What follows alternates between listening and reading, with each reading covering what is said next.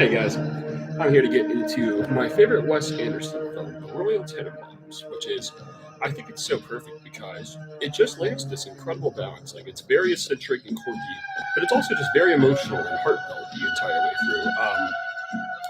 Honestly, I think what makes this film even better with me with age is that just how much the tone of this film reminds me of kind of the youth culture I grew up with. The people that I felt up to me the most kind of like remind me of this kind of tone, where it kind of that dry sense of humor, quirky, and the characters here are just really great because yeah, this is just a family that's like it's a little bit scattered, it's a little bit torn, but ultimately like they kind of all come to a loving, modest sort of foundation in the end. It's like they kind of get through a lot of situations where they're almost a little irritated by each other, but in the end they kind of love each other. I love the set design so much. It kind of feels like a forward-thinking foundation, kind of what from Paul Thomas Anderson and how he handled like Boogie Nights and Magnolia, but taken to a slightly more refined landscape, but like just mostly within like an interior. But I really love but it still bounces like an ensemble cast, like a lot of actors here, a lot of characters going into it. Like, it's very dysfunctional, and it feels like the way everything kind of lays it, it's just like it's all good in the end. So it certainly kind of has, again, like a very early, it's very 2000, set in 2001, but it certainly takes a lot of influence from like the 60s and the 70s, like almost more of the indie elements of the 60s and the 70s. And that's Wes Anderson. I feel like he really taps into his own with this film. I feel like his 90s stuff like Bottle Rocket and Rushmore were a little bit more wearing its influences on its sleeve by contrast. This just feels like an original film completely. This is the first one I saw that I truly loved. It took me a few Wes Anderson films to really love this man. He kind of had to grow on me with age, because I think part of it might have been that I was kind of in that social circle at the time, so I almost feel like I needed to have a little bit of a nostalgic attachment to it in order to like appreciate this kind of energy. Like I needed to kind of like this, just like, 'cause this is just his own thing entirely, and it feels like it's just this interesting balance. Like it could be very sweet at times, very funny, very dramatic just as much. Like, and it all just kind of comes together. Sometimes it's even pretty depressing, but it ultimately comes down to a warm, modest tone. And again, like I was saying with the interior design, it's like the interior just is like incredible with its color schemes. The vibes here are incredible. I just love this dialogue too. I mean, the screenplay is just consistently charming and genius all throughout. Again, the soundtrack too. Again, it does have, like a lot of stuff like Nick Drake, Nico, Elliott Smith. Like, that's amazing. That's like a really unique kind of indie taste. And I feel like kind of a little bit before those kind of, guys like Nick Drake were really popular, and in like the 2000s, 2010s, because definitely had a resurgence that really kicked in. Yeah, this is most definitely my favorite film he's made.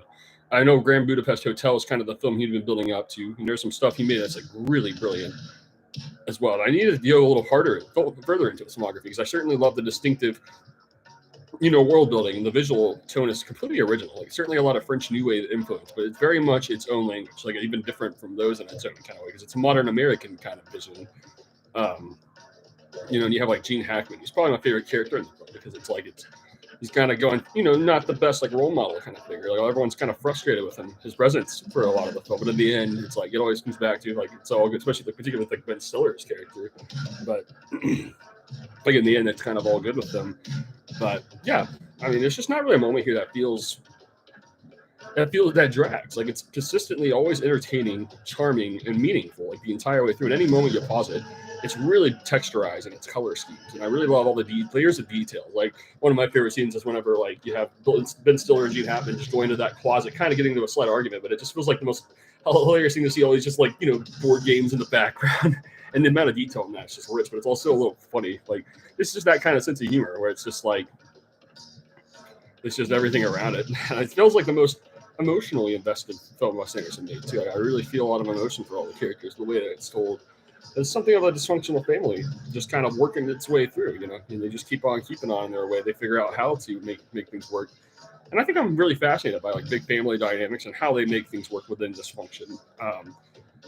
So I think like films like this are really fantastic at that, just as well as like Fanny and Alexander. Like this is another kind of take on something like that, because it feels both of those films have in common is it reminds me a lot of Charles Dickens storytelling. Like there's something about it that feels very Charles Dickens uniquely, and it certainly just does kind of continue a lot of the foundation of just a charm that a lot of films in the late '90s had. Like kind of going into the 2000s, it just feels like kind of like the new language is being painted, like the children of the film, filmmakers of the 60s and 70s. It feels like that spirit, kind of the hippie idealism of filmmaking is living in a guy like Wes Anderson as much as like Paul Thomas Anderson. They were kind of doing different things. So Wes Anderson's a more like stylized director, you could say.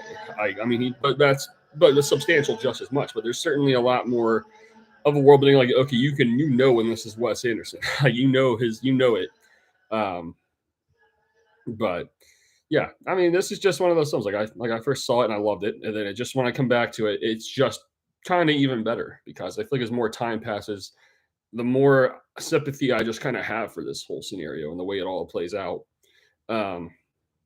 I really love all the characters and just the sentimentality living inside of it all. It really is just kind of like a joy to watch in the end. Taking you through some depression, taking you through some sad moments, but it kind of hits all the chords, and it ultimately just ends up being a fulfilling and complete film experience, very much.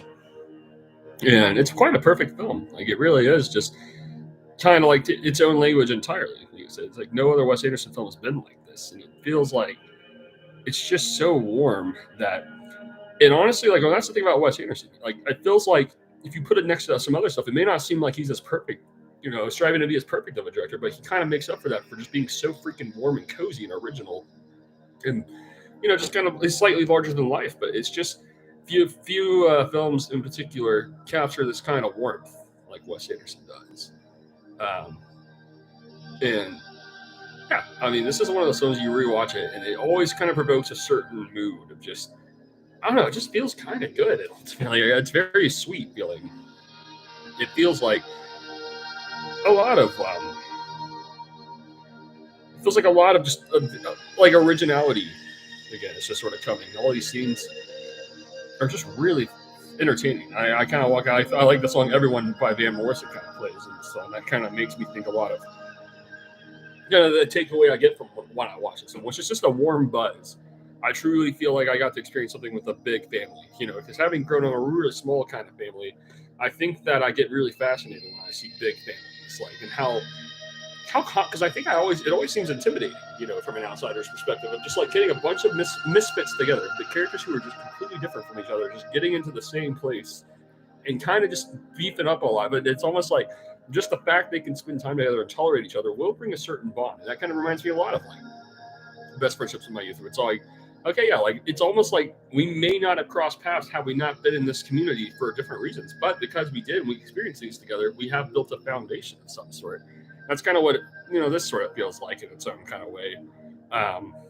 Yeah, I mean, it just kind of all comes together. It's just, yeah, it's Wes Anderson's best moment. I mean, there's some stuff in there. I love Grand Budapest Hotel. That's a close one. I might be the one. See, I know he claimed that that's when he'd been kind of working up to. Throughout his whole filmography. Somehow this also kind of feels that way, even though this is a young one, but somehow, again, it's like, it just kind of ends up feeling, again, Paul Thomas Anderson had this gift too, where it just feels like a person, you could be convinced that an elderly person made this film and it would make sense. Like, it feels like something an elderly person would make. But I love this film. It's so fascinating, so entertaining, so fun, so, and also just very sweet, ultimately. It leaves a dramatic influence. And it certainly just does kind of, yeah, it's just really rewarding to rewatch this film, honestly. Just further absorb all the dialogue, further taking everything that's going on here. And yeah, it's I would definitely say it's a timeless film and one of my favorites to come out of the 2000s. So that's The Royal Tenenbaums. It's an all-time masterpiece, and I do recommend this film to just about anybody. It's very hard to not imagine not being charmed out by this film in some sort of way. There's a very distinctive charm that's really original. Like I said, I think when this film first came out, I bet this was a little polarizing because I think that this honestly fits in very well with like the modern foundation of filmmaking. This was probably like a low key influence, but I think the more I've seen, the more I'm like, this just feels just like the best of a lot of that. By modern, I mean, just kind of like literally like continuing the influence of the 1970s of just big ensemble cast, just get a lot of colors in the set design, a lot of dialogue, and moments and scenes, just literally combining about 50 or 60 great masterpiece scenes and just jumbling it all together and editing it to pace out a cohesive whole. This film was amazing. So it comes highly recommended to just about, literally anybody.